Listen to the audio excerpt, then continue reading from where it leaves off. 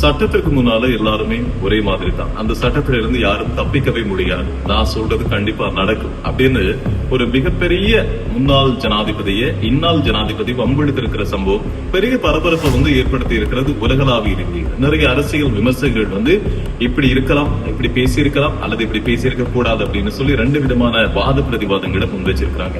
என்ன மேட்டர் அப்படின்னு சொல்லி பார்த்தா, டொனால்ட் ட்ரம்ப் இருக்கார் இல்லையா, அவர் ஒரு AI அதாவது ஆர்டிபிஷியல் இன்டெலிஜென்ட் வீடியோ ஒன்றை இப்ப பகிர்ந்திருக்கிறார் அவருடைய எக்ஸ் வலைத்தளத்தில். அதுக்குள்ள இருக்கிற விஷயம் என்ன அப்படின்னா, ஒபாமா அவர்கள் பேசிட்டு இருக்காரு ஒரு மேடையில், பெரிய அரசியல் மேடை, நிறைய பிரபலமானவர்கள் முக்கியமானவர்கள் இருக்கிற மேடையில ஒபாமா பேசிட்டு இருக்காரு.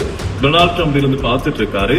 அந்த நேரம் ஒபாமா பேச பேச பேச கரகூசங்கள் வானை பிளக்கிற அளவுக்கு போக, இடையில பாத்தீங்கன்னா அமெரிக்காவினுடைய சிறை காவலர்கள் வர்றாங்க அல்லது போலீசார் வர்றாங்க.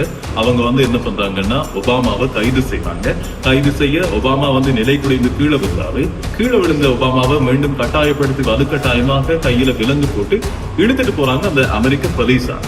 அதுக்கு பின்னாடி அந்த வீடியோல எண்ட்ல என்ன வருது அப்படின்னா, ஆரஞ்சு நிறத்தில் அதாவது செம்மஞ்சள் நிறத்தில் கைதிகளுக்கு வழங்கப்படுகின்ற ஆடியோடு ஒபாமா சிறைக்கூடத்துக்குள்ள இருக்கிறார், ஜெயில இருக்கிறாரு. அந்த வீடியோ அந்த காட்சி அப்படி முடியுது.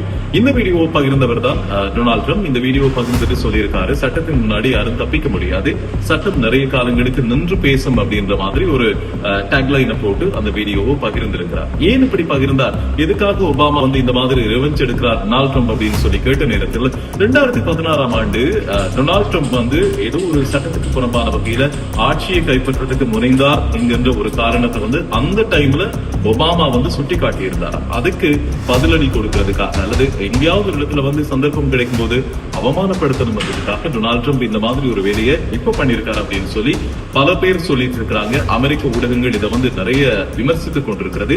அது மட்டும் இல்லாம ஒபாமாவினுடைய ஆதரவாளர்கள் டொனால்ட் ட்ரம்புக்கு மூளை சரியில்லை, அவர் இந்த மாதிரி ஒரு வேலை பண்ணக்கூடாது, என்னதான் இருந்தாலும் ஒபாமா மரியாதைக்குரிய ஒரு நபர், அதுவும் அமெரிக்காவினுடைய நிறைய நல்ல விஷயங்களை பண்ணின ஒரு முன்னாள் ஜனாதிபதி, அவர் இப்படி சித்தரிக்கப்படுகின்றது சரியா பொருத்தமே இல்லை. அதை இப்படி ஒரு முக்கியமான நாட்டினுடைய முதலாவது குடிமகனாக கருதப்படுகின்ற ஜனாதிபதி டொனால்ட் ட்ரம்ப் பகிர்ந்திருப்பது மிக வேதனை அளிக்கிறது.